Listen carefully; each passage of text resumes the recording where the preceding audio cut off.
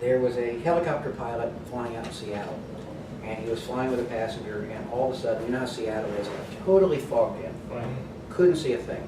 So they're flying around, all of a sudden the pilot realizes they're right next to a building almost, high-rise building. So he says, quick, passenger, got this signboard here, right on the signboard. Where are we? Instruments weren't telling him or anything else. He writes it out, puts a sign up, holds it there. The people in the window see it. They scramble and start writing down real quick. And they write, you're in a helicopter. Immediately, as soon as he heard that, he turned around, flew straight to Seattle Airport, landed the helicopter, no problems at all. Guy in a seat next to him says, what just happened? How did you do that? He said, well, I looked at the answer, and the answer was technically correct, but completely useless, so I knew I was at Microsoft headquarters and knew how to get to the airport from there. The reason I bring that up is this. In Romans or any class, you can have information that's technically correct and totally useless to our Christian life at times if we don't apply it. Now, like I'm a big believer in the fact that we need to learn this stuff. But if it's just dry knowledge, it's nothing. We've got to learn it for the purpose of understanding it, so it's going to affect our life. And I'm not even talking about things like going out and witnessing right now. That should be happening anyway. What I'm talking about is, for example, better understanding of our relationship to the Father, better understanding of our relationship to Jesus Christ, better understanding of things like this that's going to change the way that we actually change the way we pray, change the way we relate to other believers, change the way we relate to God, change our understanding of the Bible. And by doing that, it's one of the reasons I love teaching Romans, is because I think more than any other book, it's just incredible as far as what it's got in there and what Paul has in that book. I have two questions that I want everyone to answer. And I do this in most of my classes. And they're rather simple Bible questions. The first question is, I'd like you to write down the names of Adam and Eve's first two children. You can if you want, but you've heard this before, so you're cheating on you. Write down the names of Adam and Eve's names of Adam and Eve's first two children. Secondly, I want you to write down how many of each type of animal was taken onto the ark. How many what? Noah's Ark. How many of each type of animal was taken onto the ark? How many animals? How many of each type of animal? How many of each type of, like how many dogs, how many cats, how many sheep, etc. How many of each type of animal was taken onto the ark? Okay. Going to start with Wayne. What's your answer to the first question? Abel and Cain. Okay. What's your answer to the second question? Two of each, male and female. Okay. Does anyone have any different answers? No. Aside from you. I remember this. Do you guys have any different answers? No. Okay. This is tricky. In all the classes, no, it's reading the Bible. In all the classes I've taught, I've asked this question, and the reason is to get people thinking about what do you really know about the Bible and your presuppositions. One student has had the right answers. The first two children of Adam and Eve, the Bible never says who they are. The Bible says Adam and Eve had two children, Cain and Abel. Never says they were the first two, and there's good reason to say they were not the first two. Let me say this, one thing you've got to look at is, we get in trouble, we assume they're the first two. Right, and what happens? First off, we've got the situation with Cain kills Abel, and what's the first thing Cain says? All my brothers are going to come kill me. What brothers? If he's the first two, you see what I'm saying? Now, they could have been younger brothers, but it doesn't really fit. However, in addition to that, Seth is the third child mentioned. Everybody said, well, Seth is the third child, right? We can prove Seth was not the third child, and here's why. Remember, Cain's brothers were the ones that were going to come kill him. He was afraid of them. Their brothers, nephews, whoever, okay? Now, Seth was given to Eve to replace Abel. So we know Seth wasn't born until after Abel was killed. Right. If Seth was the third child, what brothers is he talking about? Is he going to come kill him? Seth can't be the third child. Right. The reason that Cain, Abel, and Seth are told about is because in the Hebrew way of thinking, frequently they're doing things chronologically, but they're doing it by theme. And basically what happened was, God decided he had to tell a story about Cain and Abel to get across the point, not just about murder, but about law and things like that. And Seth, does anybody know why Seth is in the Bible as recorded as Adam and Eve's child? No, I've never done it. There's a reason. Because to the Jews, it was critically important that whoever the ruler was had the legal right to establish himself as the Messiah. Say that again. Whoever the ruler came, Jesus Christ, the Messiah, whoever the Messiah was, had to have the legal right to claim that title. The legal right meant genealogy. Had to be of the tribe of Judah had to be a descendant of David. But here's the thing. Do you realize that because of Seth, and if you look at the genealogy, I think it's in Luke, I forget which now, because of Seth, we have the complete male genealogy all the way back to Adam for Jesus Christ. Seth is the male in the father to father to father lineage. Seth is the child that Jesus Christ came through with the children of Adam and Eve. If you didn't know about Seth, you wouldn't know about Jesus Christ having not only the lineage to Judah, but all the way back to Adam through the male to male to male, the firstborn male line in each one. Not firstborn, but through the male to male to male line. So that's why we have Seth in the Bible, I believe, is because it establishes some of the legal rights for Jesus Christ. Yeah. I don't think that's what Moses was thinking at the time, but God knew, and God had him do that. Now, the animals. What you're going to find is there's one spot where it does talk about the animals walking into the ark 2 by 2. But when it gets specific, in I think it's 9:6, it says, 2 of every unclean animal and 7 pairs of every clean. So they went in pairs of 2, but it was 2 on 2 for if it's an unclean animal, 2 of each. If it's a clean animal, like sheep, things like that, 7 pairs or 14 of each of those went on the ark. Why? Sacrifice. Right. What happens is the ark lands, Noah drops the door, walks out, builds an ark, builds an altar, hacks off his head of a sheep or whatever, sacrifices it. He just wiped out a species if he only took 2. Right. He didn't wipe out any species. You got it exactly. So the reason I bring up those 2 things, they have nothing to do with Romans specifically. But what I'm saying is there's going to be a lot of things in the Bible that we've come up with that are assumptions. In some cases, believe it or not, there are Catholic doctrines we hang on to that we don't even realize are Catholic doctrines. Well, one of them actually we talked about before class. Where does the pastor come from? Not from the New Testament. If you look at what actually happened with the fact of being a gift and what poimen actually means and stuff like that, this is a tradition. This isn't a biblical thing. So the reason I'm bringing that up is to say, open your minds up because you never know what you're going to find in Romans, and that's the reason I brought that up to start with. Do you have something relating to this? Adam and Eve? Yeah. As a matter of fact, I can send you a little article I wrote on it, not published yet or anything, but I can send you a little article. Please. To do this, I will try to remember. If I forget for some reason, send me an email, and I will definitely send that out to everybody in the class. It's fascinating reading. It goes through the whole thing and talks about it. Thank you. As a matter of fact, I'm hoping someday to write a book that I'm going to call The Myths of the Bible. And not because the Bible's a myth, but because these things we believe that aren't No, true. I like that. Yeah, exactly. And I have a friend who's pagan, okay. and she loves discrediting Christians Mhm. because we have all these things that we hang on to that are Right. all based off of the Catholic Church and Right. what they've established. Exactly. And nobody ever argues with her because nobody knows what to say Right. to her. Well, here's the biggie with that one also. How many wings does an angel have? Everybody thinks they have 2 because the picture is. Okay. How many do they have? I don't know. And you know, when you see an angel in the Bible, how many wings does it have? I remember, wasn't it Israel that the presented it had like several wings covering his? No, you're talking about a seraph. It's not 12. Seraph have four wings. Seraphs have 6 wings rather. Cherubs or cherubim have 4 wings. Angels are always described as appearing as a young man. Now, if I were to say to you, there's a young man over there, would your next question be, how many wings does he have? No. No, of course not. Why do we say that about angels? One of the reasons is because cherubim and seraphim get us mixed up. I was going to call cherubs and seraphs, but I know that's wrong because the I-N makes it plural in Hebrew. But anyway, the thing I was going to say is, in addition to that, you have the angels singing in the sky at when Christ is born.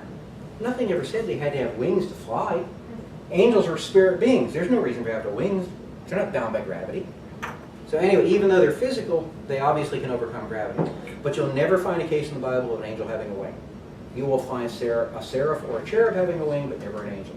You got it right again. That was impressive. All right, now, let's actually get to the book of Romans, which is what we came here for, okay? By the way, that right there is a picture. I thought it was a beautiful picture. I don't remember if I took that or my wife took that. But it's actually in the Colosseum looking out. There's a giant cross they erected in the Colosseum later on, and looking out through the roof of the Colosseum up from it, and it's all silhouetted and everything like that. Yeah.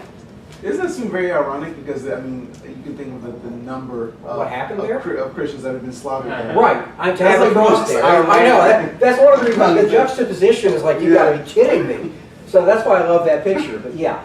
It is ironic, and not only that, the guide we had in Rome who took us through the Colosseum actually liked to brag about the fact that, yeah, people were slaughtered, but so what? We had fun while we were doing it. We're Romans.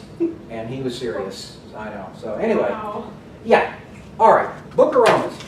A little bit of history about it. Number one, if you've read your book, you're going to have a lot of this. But a little bit of history, number one, it was written in 57 to 58 AD. Now, sometimes the date's important, sometimes the date is not important. In this case, this date is critical, okay? And we're going to talk about why in a minute. And not just, let me say this, that date will change some of your opinion on the content of Romans, knowing that date, okay? But that date, 57 to 58 AD, is almost certainly the time it was written. We know enough about Paul's life that we can narrow it down to that without any problem whatsoever. In addition to that, the nature of the church in Rome was originally almost certainly founded by Jewish believers. Now, that's significant because one of the things we're going to find in the book of Romans rather, is that a lot of the book is written to a mixed Jewish-Gentile audience. And how that came about is important, and not only that, one of the big themes of the book of Romans is this: how do we handle the Jews and the Gentiles both being here? As one of the reasons, not the only reason, one of the reasons Paul wrote it. In 49 AD, it's not when he was the whole time, but in 49 AD, actually from 41 to 54 AD, there was an emperor named Claudius. You can pass this around. That is Claudius. That's his portrait, and that is a coin that was minted by Claudius. Then he exiled the Jews out of Yes, Rome. you got it, in 49 AD. What he did was he said all the Jews out of Rome. Okay, now, the important thing about that is the Roman church almost certainly existed prior to 49 AD. Would have been established. Remember, the church wasn't going around originally and saying, bring all the Gentiles in. It was a Jewish, it was considered a sect of Judaism, actually, originally, not as, the idea of Christians being separate is something that came up later on, okay? So here what we got is, we've got a church that was started by the Jews with Jewish traditions. Remember, overnight, it wasn't like all of a sudden the Jews became Christians and the Jews said, wow, we're just going to throw off all the sacrifices that we've had and all the knowledge and everything else. No. They had to relearn what was going on, but they brought the Jewish traditions with them, is what I'm saying. That becomes important in this book. In addition to that, what happened was, in 49 AD, the Jews had to leave Rome. At that point in time, and I will take that back because I do want to keep it. Anyway, The Gentiles. the Gentiles would have taken over the church. The Gentiles would have had some instruction, but would have been a little floundering in this because remember, they don't have the background of the temple and the Old Testament and all this type of thing like the Jews did, okay? Now, in the early 50s, the ban was not officially lifted, but the Jews started drifting back because Claudius was like, okay, whatever. And so they started coming back in. So by the early 50s, sometimes you did have Jewish believers come back in, and by the time Paul writes this book, you have a mixture of Jews and Gentiles again. But it's started by the Jews, taken over by the Gentiles, then mixed in again. Kind of a weird scenario, if you see what I'm saying. And a scenario that brought up some problems, especially later on in the last part of the book, like 13, 14 area, where you've got, okay, is it right to do this? Is it wrong to do this? Offending other believers, things like that, okay? Now, the other thing, I was going to say, one thing I want to bring up here, I mentioned different backgrounds and traditions, probably not apostolically founded. Turn, if you would, somebody to 1:11, please. Anybody who's there, anybody who gets it, read chapter 1, verse 11, please. For I long to see you so that I may impart some spiritual gift to you, that you may be established. Okay. Does anything jump out in that verse to you as significant? There's two things. But is there anything that might be significant to you as far as what he just said? For I long to see. Okay, for I long to see you. Believe it or not, that's important, but that's not the two things I think that are significant. Spiritual It's okay. gifts. Yeah. Spiritual gifts. Spiritual gifts. Why is that important? Most churches were founded by the working of spiritual gifts. Right. When it happened, first century churches, the apostle would come by, they'd start speaking in tongues, things like that. They get some kind of spiritual gift. They get spiritual gifts. And it was apostolically founded. An apostle would come by initially and do that. In addition to that, he says he wants to establish them. Okay? Another term that almost certainly is telling us this church was not founded by an apostle, which flies right in the face of Catholic tradition of Peter being founding the church. Right, you got it. But Paul right here is telling us this almost certainly is not Peter's work. So that's not only important in church history, but it's a little bit important also because I believe one of the things that happened is this. Since it was not apostolically founded, this is almost what I consider Paul's gospel of the Gentiles and the Jews. He puts a lot of doctrine in here. He really puts, from beginning to end, is going through what's happening and everything. And because of that, there's a lot more in this book than, if you go to Ephesians or Galatians or something like that, they're interesting books. They're wonderful books. There's things you can get out of them. But it's not like, I'm going to start in the very beginning and run you through the entire gospel and tell you the whole thing. Okay? That's not what's happening in those books, but it is happening here in Romans. Okay? So, that I think may be the reason for it. The other thing also is to understand, when it says the church in Rome, he does not mean the big place with the steeple down in the front. He's talking about, we're going to find out later in the book, to the house churches throughout Rome. There were a number of houses that they'd meet in, and that was the church, the whole thing was considered the church in Rome, and that's who he's talking to, is the house churches. Now, the reason I brought up that 57 AD has to do with Nero. Nero ruled from 54 to 68 AD. And guess what I have to pass around this time? A silver coin of Nero.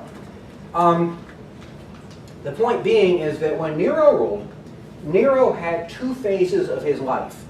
I can basically sum them up with good and okay. Being a little sarcastic here, okay, but Nero went absolutely bonkers in 60 AD.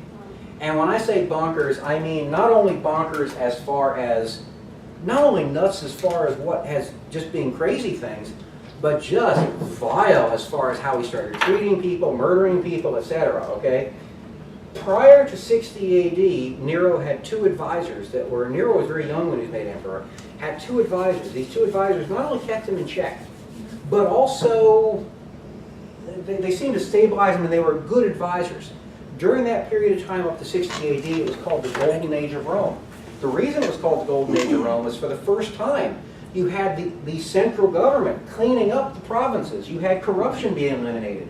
You had governors ending up in jail and stuff because of the things they had done to the people. You had the tax collectors being stopped from, pillaging the people and things like that. All of a sudden, believe it or not, the Roman government was saying, hey, we got to take care of the people below us and make a fair and just and equitable government. I'm not saying it was perfect. What I am saying is, up till that point in time in history, up until that point in time, Rome from 55 or so to about 60 AD was probably the best government the earth had ever seen. Possibly maybe some of the Greek governments before, but maybe in Athens or something, but honestly, Rome was an excellent government until 60 AD. All of a sudden, we get to 60 AD, actually I'll show you this in a minute, we get to 60 AD, everything goes nuts. Okay, and that's While he's Emperor Nero? in the middle of Nero's term, yes. Okay, now, the reason that's important is this. When we get to sections like Romans chapter 13, which talks about, 13 or 12? No, I'm losing my mind. Yeah, 13, where it says about obeying our government stuff.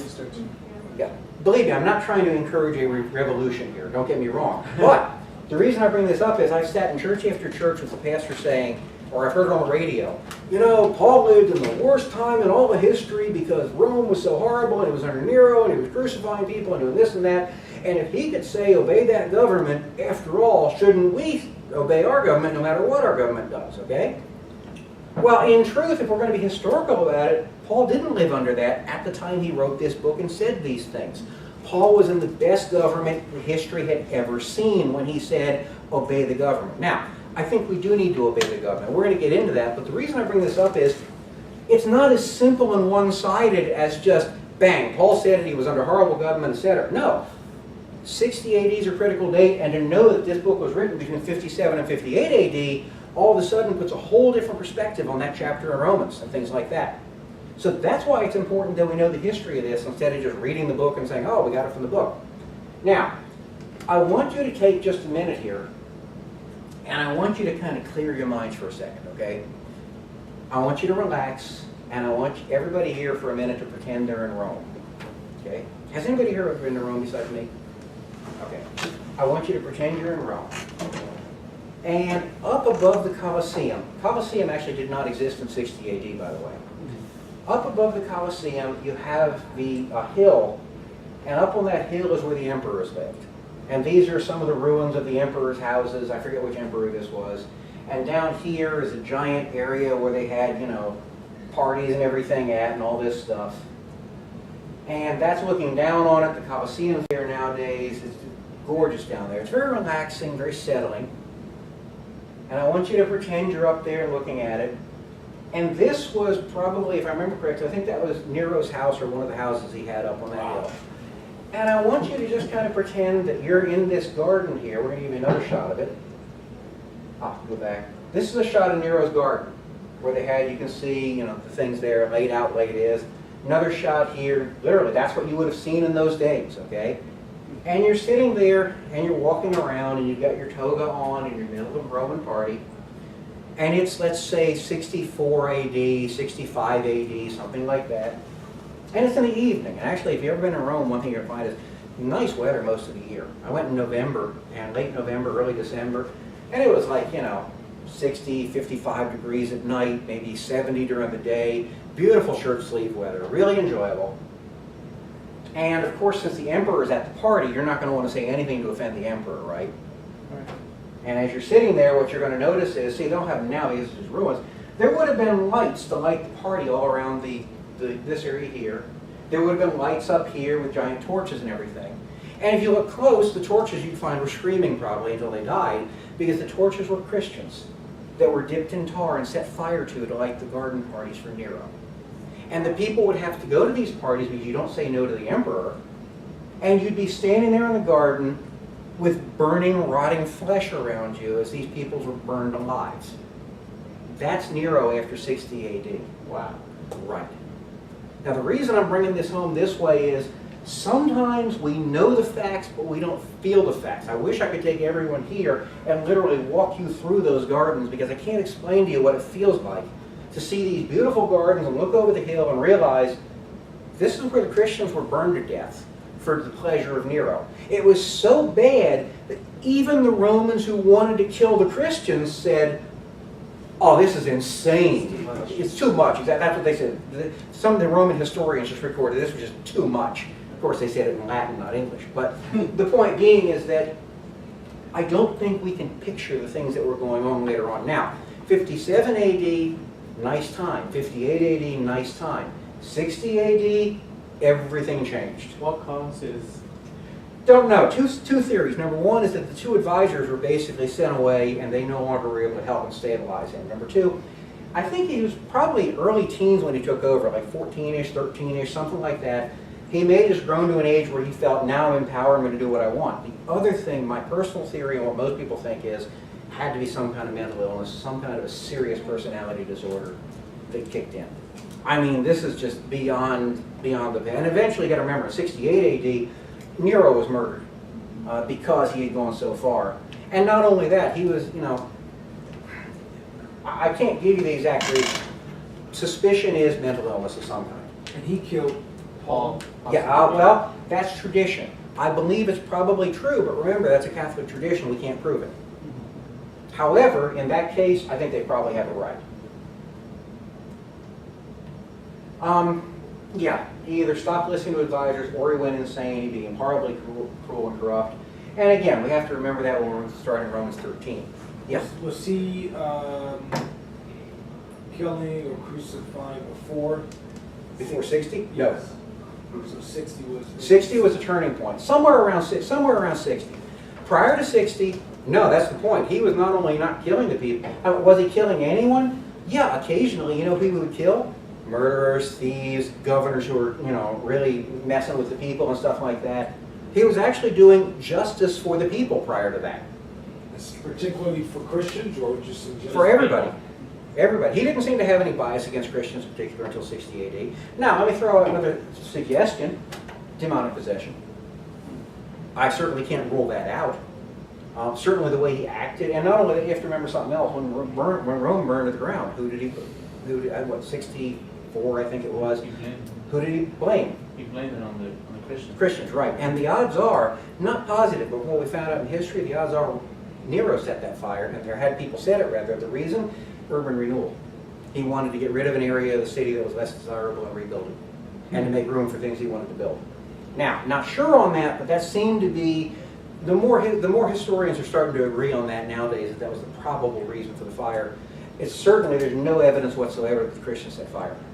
to Rome. It's just not there. Now, is there a particular scripture, or is this just through research? This is research. This is not, you're not going to find any of this stuff in, there's, verse here, verse there or Okay, something. even with the burning of the bodies within... No, but that is a well-known and well-documented fact in Roman history. You can go, I could send you to Roman history books and you could read about it. So, I mean, it's not something that anyone ever has disputed. Okay. Did it, I can't say for sure that George Washington existed, but I think he did because there's enough in history books to tell me he did. Although I will say this, I've seen a lot of lies in history books, and you got to be careful. But there doesn't seem to be a reason for the historians to lie about this one. Okay? That's one thing you got to watch for is ulterior motives of historians. Now, let's talk about Paul a little bit. Number one, we can see that he wanted to go to Rome. We read verse 11 already. We saw that it's not apostolically founded. He wanted to go there to lend the apostolic instruction and leadership. We've already seen that in verse 11. And the reason he wrote this is because he kept trying to visit. He couldn't get there. So he had to put it down in writing. Did anybody ever think about the fact that maybe the reason God didn't let him go there was because God wanted to have a book like this reserved for us? Yeah. And that therefore that's... Because think about it. If Paul had gone to Rome and taught them, he probably would have never written Romans. You would just have Right. these conversations. Right, it would be more like some of the other, remember when I told you this, or something like that. You can't do that here. One of the things we're going to see, actually we'll get to in a minute, is about, let me hold off on that, okay? Why did Paul write Romans? Number one, I already mentioned about the apostolic founding. Number two, Apostolic, excuse me. by an apostle. Okay, just on speaking from as an apostle. And Not just, but ways literally the of apostle coming to the city, starting being the person who starts the church and then moving on, and laying on the hands and having the spiritual gifts show up and things like that. That's what we mean by apostolic. What we mean is, odds are this church was founded by, for example, it's funny, in some ways Paul may have founded this church, but here's how. Not by him being there. By driving the believers out of Jerusalem and spreading them through the world, and they show up in Rome, and all of a sudden this church was probably founded by other believers, not by an apostle. And again, I get that from 1:11. So that's not just, and tradition also, if you start looking through it, shows not apostolic also, except for the Catholic tradition, which says Peter did it. But the point being is, I think 1:11 contradicts the idea of Peter founding the church in Rome. Yeah. Do they have any proof that Peter did it? No. Now, they'll give you proof, but I don't buy the proof. I've looked at what they say and no. Do they say Yeah. biblical proofs or just No. what they... Here's the guess. In the Catholic Church, tradition can often outweigh or be as high a position as biblical proof. And anything the Pope says ex cathedra is automatically seen as superseding the Bible because it's now correcting the Bible and giving more information. Essentially, new revelation. Yeah, it's funny because I had a Catholic co-worker, and sometimes we start talking about certain things. He's like, "No, but you need to read this letter from Pope so and so." Right. And I'm like, Right.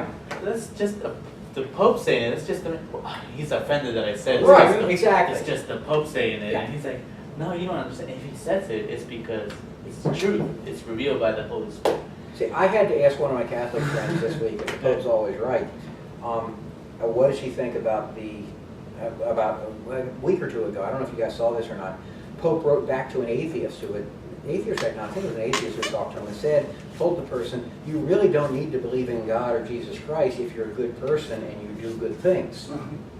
And that's from the new Pope who has been installed as one of their popes. So, not only that. The atheist told the Pope. No, the Pope told the atheist. Wow. Yeah. That Pope's missing all kinds of crazy. I know. Also saw this Pope made a statement saying that if you follow him on Twitter, he's offering Forgiveness of sin. Nice, indulgences. Back to indulgence days. He said literally, if you follow him on Twitter, he's offering. I love it. You I can confess yourself through. Right, Twitter. exactly. Yeah. I didn't think anything was more funny than Are they that. going to start doing again where you pay for the I indulgences? hope so. Like I wouldn't be surprised. Yeah. I seriously would not be surprised. What's a plenary indulgence running this week? Let me check the quote on that. Okay. All right, now, let me get back to this. Now I'm trying to, I love the discussion, so don't be embarrassed by it, okay? You'll notice I tend to jump around a little bit sometimes. You're fine. Okay, good. Most people enjoy it. I mentioned already about establishing the church, but also in light of the Jewish and Gentile changes to the church. I think Paul felt he had to write this letter. Because there were things going on that would have caused issues if they were not already, and there's some hints they were already causing issues in the church, and Paul needed to solve it and give them a message of how to do it. Good, it's cooperating. Now, in addition to that, I think that Paul wanted to assure a proper grounding in the faith. This is the only place I can find what I would call a complete theology in one letter. It really goes from the start to the finish and is telling us everything we need to know. In addition to that, something I want to say is in the flow of Romans, I want to get to that. A lot of people, when they talk about Romans, will talk about, oh, there's chapter 3, which is great, salvation, okay? There's chapter 6, which is, about the gift of God. There's chapter 8 about the new man, old man, or chapter 7, new man, old man. We go to 13 for the how to treat the government, etc. Chapter 12 is, the chapter about how we live our life. And chapter 9 through 11 is about Paul and the Jews and everything like that. You know something? I don't buy any of that, and I'll tell you why. I believe that Romans is one continuous thought from verse 1 right to the end. Now, the reason I say that, one of the things is, before I did this, I've done this before, but I did it again fresh before I taught the Romans course back in the summer. I actually went through Romans in the original, in the Greek, as opposed to the English, okay? And one of the things I found was, up until partway through chapter 12, okay, it's virtually impossible to find a stopping point. You keep going on. If you notice, how many chapters start with therefore? And in the Greek, it's even more emphatic, and it links it in there, and it's and therefore, also therefore, whatever. I went through all these connecting things. Everything is based on what was said beforehand. And that's what we're going to see in this course. You can't have chapter 4 until you have chapter 3. You can't have chapter 6 until you have chapter 4, etc. On and on and on through this thing. Every piece of Romans is linked together. Even after chapter 12, it's linked, but it's a little different, because after 12 you start having stopping points, break points and stuff like that. But when I say, let me say this, if I went up to you and I started off, I just walked up and said, hi Wayne, therefore, what would you say? What would your first thought be? Right, exactly. Therefore what? Right. Or what if I said, hey Wayne, did you see the Redskins this week? And I wouldn't stop there, would I? If you look at the original, the way it's chopped up in the English as opposed to it, the reason we get it in the English the way we do is because they've chopped this thing up, they put stopping points all through it and everything else. It's not that way in the original. Most of this thing is connected over, and we're going to see this in a bunch of the chapters, in particular, chapter divisions. Again, why are they starting with therefore and things like that? Or what shall we say? What shall we say? Right. In light of this, Yeah. You got it. That's why we can go through the whole thing. And because of that, we have to understand, one of the reasons why when I teach Romans, it's got to start in chapter 1, because if you don't get chapter 1 onward, you're never going to understand the rest of Romans, because all of it's tied in. Right. It's one logical argument, and not only that, Romans answers questions that a lot of the Bible doesn't. Romans has answers to things like, what do we say about unbelievers who maybe didn't hear the Word of God, or things like that? What do we say about, I'll tell you something that I believe Romans is the only book in the Bible where you can actually prove eternal security for infants that die. Now there's a lot, we'll get to that later on, okay, and some people will disagree with me on that, and that's fine. But there's a lot of things in Romans, not only that, we can see, if you look at Romans chapter 1, 2, and 3, for example, okay, Romans chapter 1, I'm going to give you an easy way to remember the first 3 chapters of Romans. I think I told you this beforehand last class, but anyway, easy way to remember it is Romans chapter 1, Gentiles are scum, okay? Romans chapter 2, Jews are scum. Romans chapter 3, up until verse 21, we're all scum, okay? Verse 21, all of a sudden, like, hey, we got some answers here. But the reason he has to do that is to first say, here are different ways that men try to approach God and they fail. Because until you understand that we can't get there on our own, it does no good to turn around and say, I've got the way to show you how to get to God, because first he has to show them you can't get there on your own. So, and I'm not, obviously tongue-in-cheek with Gentiles are scum, Jews are scum, and we're all scum. But the point is, we can't do it on our own, period. And we're going to see that through the entire book where it's all connected and all flowing together. Theme of Romans as it appears. Now, never write a sentence like this for a school paper, okay? This is what I mean by a run-on sentence. However, if you look at Romans, keeping it, again, looking at the original, keeping it together and everything, This is really the theme of Romans. Okay? You'll see that, I think I put this into the notes I sent to everybody in their inboxes, so you don't have to copy this down actually. But there's almost no way to actually give you the actual theme without showing all of this. I mean, a lot of people will go to, one thing, Mu is what, 16 and 17, 1:16 and 17 is the theme. For I am not ashamed of the gospel, for it is the power of God for salvation to everyone who believes, to the Jew first and also to the Greek. For it is the righteousness of God is revealed from faith to faith, as it is written, but the righteous shall... Okay, anyway, here's one. I don't disagree with that being a theme in Romans. I have a problem calling it the theme in Romans, for I have a minor disagreement with them. A lot of people will use chapter 3 as a theme of Romans, 3:21, about being justified by faith. That's nice, but if you look at it, 3:21, that whole section of chapter 3, is the building block for chapter 4 and chapter 5. It's not like he gets to 3 and that's the climax. Chapter 3 is just a portion of the argument going on forward. By the way, something I forgot, let me take a moment for. At some point tonight, we have to do our verse quizzes. However, is there anyone who did not prepare for the verse quiz? Okay, here's what I was going to say. First, now it's in the syllabus you should have received that. However, When you have to remember, yeah, the memory verse. you just said it. I know, but Oh. I'm not the one who has to get graded on it and write it down. That's what I'm going to say. Here's what I'm going to say. The first week, if people didn't realize you had to memorize that or something like that, I'll let you take and double up next week if you want to. For anybody who has memorized it, around the break, we'll take a few minute break and you can write it out. We'll do it then, okay? And if you want to refresh by looking back in your Bible for a moment before then, you're okay. Yeah, 1:16 to 17. Okay. Honestly, I wish I didn't have to do verse quizzes, but it's part of the syllabus, so we're going to do them. But you know, it's not going to count for the big chunk of your grades. So, for one thing, that's 25% also, but that 25% is not just the verses. That's versus class participation and other things like that. So verses probably count for about 10% of your grade or something like that. Now, this theme here, like I said, don't ever turn in a sentence like that, but that's really the theme of Romans right there. And I'll let you read it on your own in your notes. Now, the various opinions on the theme of Romans, I've already talked about justification with 1:16 to 17. That's from Mu and other people. Not a bad theme, but I think it ignores the fact that the book keeps building and building and building. Another theme, Jews and Gentiles can now both be saved and are equal in the church. Absolutely true and part of the theme of Romans. But that doesn't explain all of Romans. It's not enough to explain all of Romans. Number 3, Paul is not ashamed of the gospel, which is the power of salvation. That's a big one with Mu. 1:1 through 5 and 1:16 through 7 do say that, and Mu brings this out as the theme of the book, as the theme of Romans. Again, not to criticize them, but I don't think that sums up enough of it. There's just too much here to be that. 12:1 through 14, living a changed life, is a proof of the will of God and salvation by grace through faith to both Jews and Gentiles. I actually like that. If you're going to nail it down to one spot for the theme of Romans, I actually go to Romans 12:1 through 4.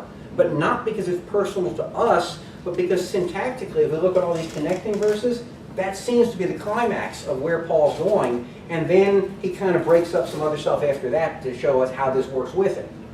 All I'm trying to say is, don't think of Romans just because, again, it's easy to think of the big verses in Romans. 8:28, 6:23, 3:23, etc. Hey, I got Romans. No, that's not Romans.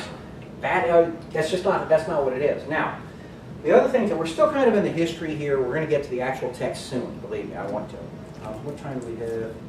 Okay, 7. We're good. We're on schedule. When we think of the Protestant Revolution, the catalyst for the entire Protestant Revolution was Martin Luther. A lot of guys did a lot. You got Calvin, Zwingli, Luther, etc. I don't think any of them did as much as Luther did to bring about the Reformation. Okay. The thing you need to understand about Luther is Romans was what brought about the Reformation and Martin Luther. Righteousness. Well, not just righteousness. He had 3 things: sola scriptura, sola fide, and sola gratia. Okay? Anybody know what they mean? Yes. Go ahead. Only scripture, only by faith, and only by grace. Yes. Helps that they're up there too, but I believe you knew it anyway, okay? Yeah, one of their last class. Okay, I good. actually did a paper on the 5 solas. Okay, good. All right, I only named 3 of them there, but I hear you. Okay. My point being is, these things, that it's the Bible, not the words of the Pope, that changed Luther. In addition to that it's by faith alone. Let me say this, I have actually researched the Catholic Catechism and gone through it and found in the Catholic Catechism it actually says salvation is by faith and works. Wow. Okay? Right.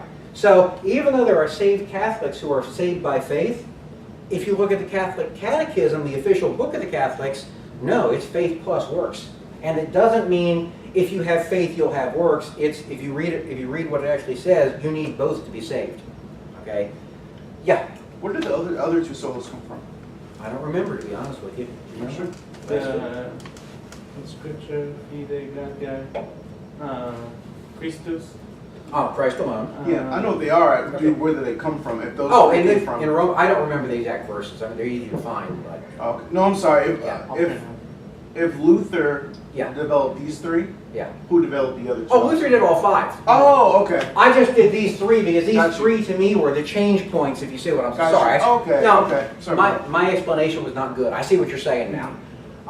No, that makes sense. Luther did all five. It's not a matter of that, but it's a matter of these three are the ones that I think really broke it open for Luther, and where Luther was like, it just ain't working up any other way.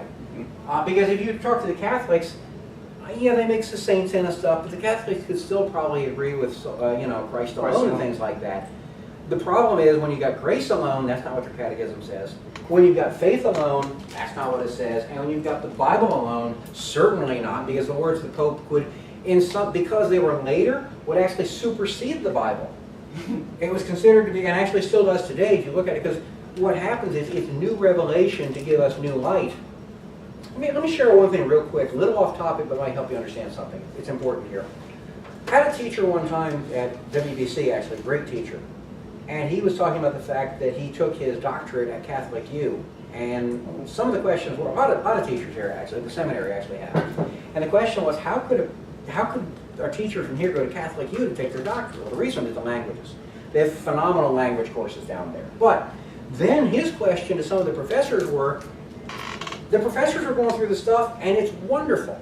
For example, best commentary from a technical commentary that I know of in Romans, Moo's the best commentary. Best technical commentary written by Fitzmyer. Fitzmyer's a Catholic priest. Okay. Best commentaries on 1st, 2nd, and 3rd John, written by Brown, Catholic priest. Okay. If you ever want 1,500 pages on 1st, 2nd, and 3rd John, he's done them. Small print, by the way. My point being is this. His point also was, how can you know the language so well and know these things so well and even preach faith alone, and yet your Pope doesn't say that? And you don't, here's why. The Catholics break it down into theology and practice. And what happens is this. As a theologian, they can properly interpret the Bible.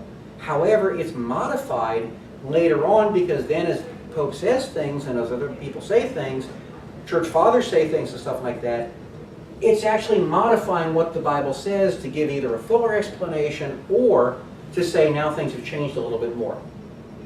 Right. So that's why they can separate it, and that's why they can actually know the right things and not believe the right things, if that makes sense. Yeah. So how would you sum up when you said some Catholics are saved? Oh, I believe they're saved Catholics. And what, And unsaved, too. I have my boss, for example, he's Roman Catholic, and if you ever talk to him, you would think he's not Catholic, he's evangelical, Right. And that's why when I was talking to him, like, you know the truth, obviously you study, and he doesn't agree with a lot of things from the Catholic Church. He's not there worshiping idols or anything like that. He knows that it's not by works. And I always ask him, why do you congregate? That's what they teach every Sunday. Right. That's just, Yeah. to me, it doesn't make sense. But No, but I mean, not only that, here's the the cultural let me say implication of this. what he knows. Cultural, but Yeah. here's something else. In some cases, if they knew and believed true Catholic doctrine, they wouldn't have been saved. But they weren't taught true Catholic doctrine, and they got saved in some cases. It's kind of like somebody who congregates at a different denomination that's evangelical, but they don't believe everything that church teaches. Yeah. They feel more comfortable there. Yeah. So And in some cases, it's like, for example, I'm not comfortable in Catholic Church because of the Mass. If you know what the Mass actually means, you wouldn't go to a Mass, okay? However, most Catholics have no idea what a Mass is when they go to it. Yeah. What does it mean? It's actually re-sacrificing Christ. every Oh, time. wow. It literally is his blood, his body, re-sacrificing every time, re-forgiveness of sins. Not only that, you've got the confession to the priest, which I think there's a problem with, and a number of other things. So, you know, when we start digging, I don't want to turn this class from Catholicism, but I bring it up a little bit because this is what Romans has triggered. This is what Romans is involved in, the history of Romans. So you don't believe all Catholics, of course, are saved, but you believe No. there's some that are. I believe some are, Catholic, but. many are not, possibly most are not. Let me put it that way.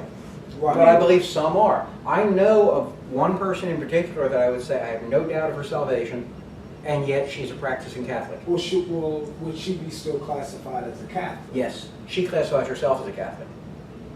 Biblically or theology-wise, would she be a Catholic or would she be a Christian if she's accepted Jesus Probably a Christ? Christian. But my point is that either way, Yeah, let me say this also. Not all the Baptists are saved either, let's face it. I mean, you know. Yeah, a lot of people in church are saved. Exactly. A whole lot of Exactly. Christians aren't saved, so Yeah. it's not that hard to believe. I had, 2 weeks ago, I preached in my church, and the end of the sermon was, normally we don't do, and I go to a Brethren church now, Baptist most of my life, and then Lutheran before that growing up. We don't do a lot of invitations and stuff like that. And I didn't quite do an invitation. I didn't think they could handle that. I'm not the pastor there, like I said, just filling in. But what I did was made it clear that, look, hey, after what you've just heard today, you can't walk away saying, I've never heard the gospel, and it would be naive of me to believe that we're all Christians here, even though we're all in this, even members of the church and stuff like that. Right. So I think we got to be careful with that, but specifically with Catholics, no, there's doctrinal issues that would keep them from salvation, but sometimes they don't understand all the doctrine they think they believe. Right. Yeah. And not just on if they go to church, if they're in a Baptist church, and Yeah. everyone in the church is not saved. Sure. But I've heard that before. But I mean, I'm Catholic, Right. but I'm saved. Well, but here's one thing you got to remember. And let's say Baptist versus Lutheran, okay? Let's take one issue in that. Baptism, obvious. Do you dunk or do you sprinkle? And do you do it as an infant or do you do it as a believer, okay? I believe immersion by believers' baptism is appropriate, okay? However, I don't think it's going to make a person not saved if they're sprinkled instead, and even though I think it should be done as an adult, I don't think they're going to be unsaved because they were baptized as a child as opposed to an adult, okay? However, I do believe if a person's trusting in faith plus works for salvation, they're not saved. right. So that's what I'm saying. We have some differences, but sometimes we got to be careful what they are and everything. I don't know. We're not going to go too much into this just because we have to move on for the Roman stuff. But if we're in Romans and we're getting deeper and deeper, we'll get deeper. For this, I kind of have to leave it here. But I think you see where I'm coming from on this one now. Okay. All right. Now there is something called the New Perspective on Romans. I'm not going to go deep into that because one of the problems with the New Perspective, Moo talks about it in his book. New Perspective means different things to different people. Even the people that believe in the New Perspective, if you were to ask them about it, they would contradict each other. Some ways the New Perspective is presented, I could even agree with. However, typically, I don't agree with the New Perspective on Romans, okay? Several things. Sometimes it means that the Jews base their salvation on covenantal election and not on works, okay? I actually believe it was a little of both. They thought they were the chosen people, so therefore they're in with God, and number two, they were going to get there through works. They had to do the works to keep the covenant, to keep within the covenant. Now, in truth, I believe the works were actually a visible sign of their faith in the coming Messiah.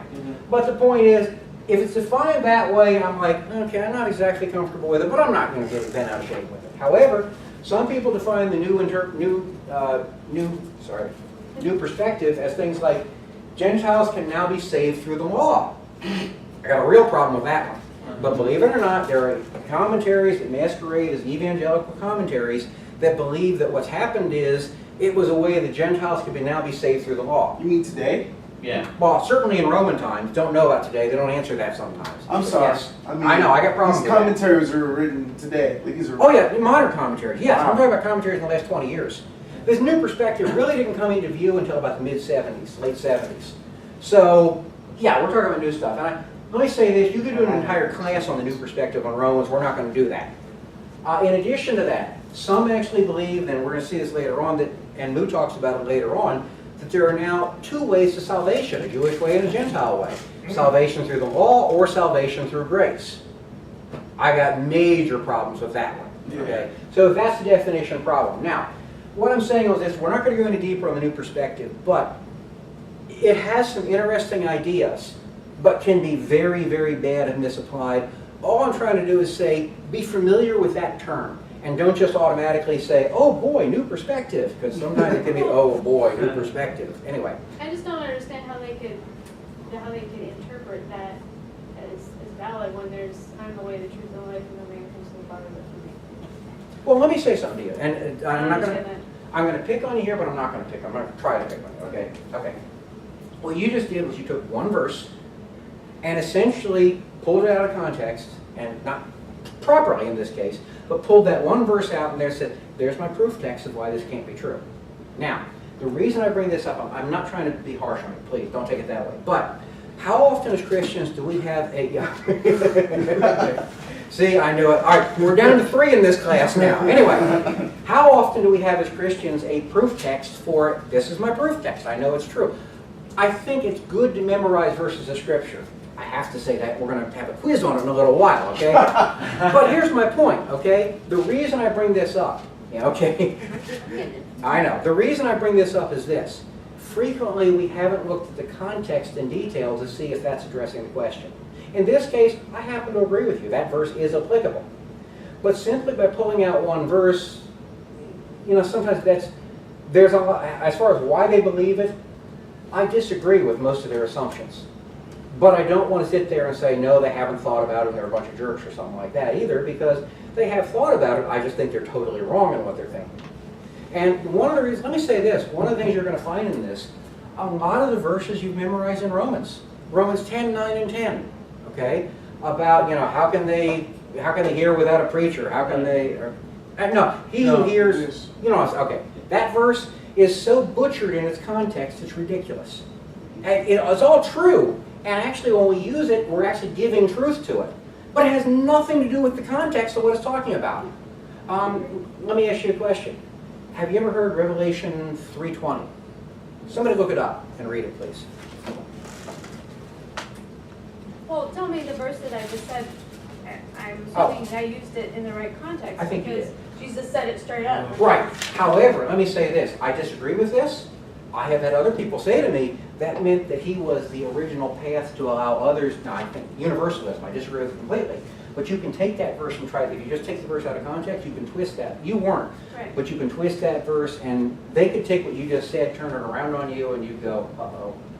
Oh, I guess I'm a layman then. No, it's not that. I'm not trying to be, yeah, again, Yeah. what I'm saying is, one of the reasons I'm also big on the idea that we study a book at a time instead of specific verses Right. is because people can't twist Romans around on us once we actually understand what's going on in the book of Yeah. Romans. And almost any verse you've got, you can twist it. Yeah, go ahead. You got the verse? Well, yeah, I was going to ask a question, but I'll ask it after we Okay. get this verse.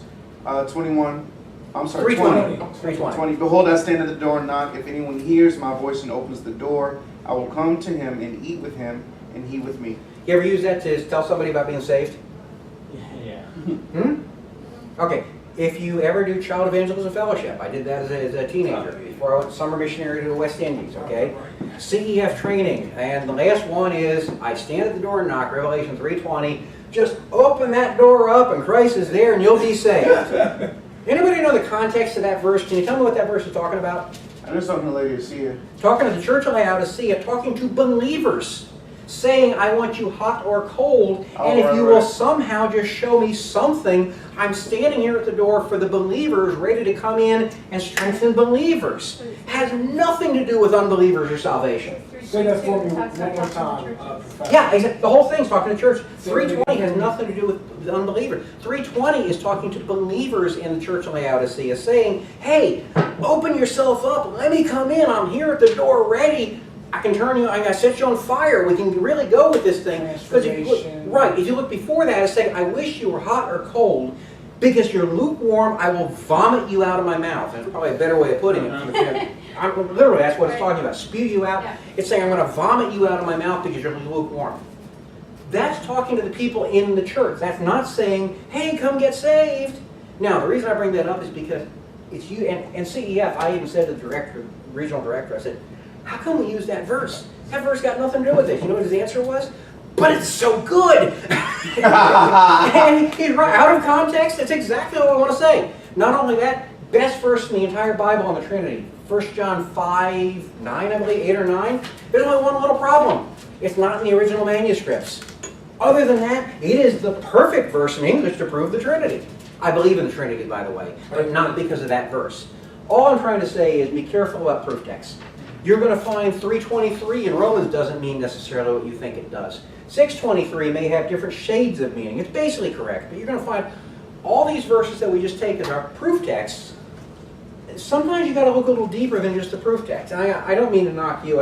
It's a good example to bring this out and use it as an example. No, yeah. You see what I'm saying? Yeah. In perspective of this new perspective. New perspective Yes. of Romans. Yeah. Why do we rehash things that have been hashed out by theologians in the church history? Because we need to. Let me say this. I can give you something. Actually, you and I have talked about it after class one night. Things where I think that most of the theologians in this century are completely wrong on. Right. Things where we have Catholic doctrines that we practice actively as Protestants and don't even know where they came from, and yet it's part of our lives. I sent you that paper on it. Yeah. So my point is, again, you could easily say to me, why do I bother rehashing that?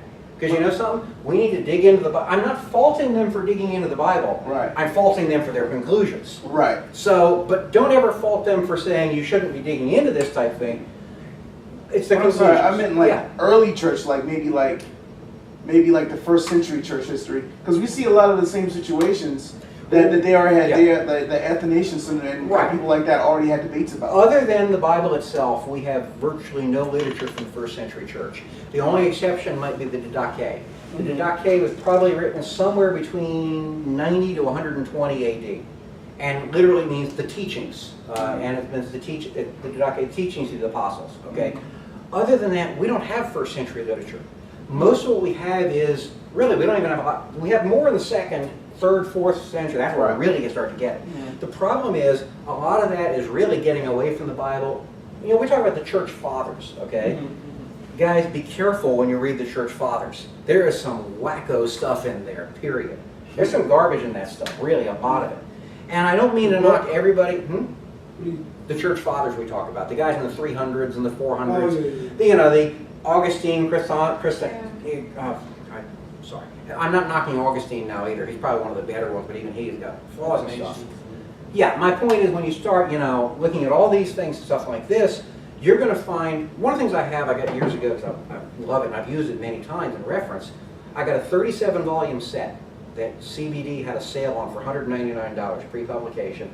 And it has all the writings, basically, of the church fathers that we know about. Okay, from early right on up to about 500-600 AD, whatever. Okay, here's the point.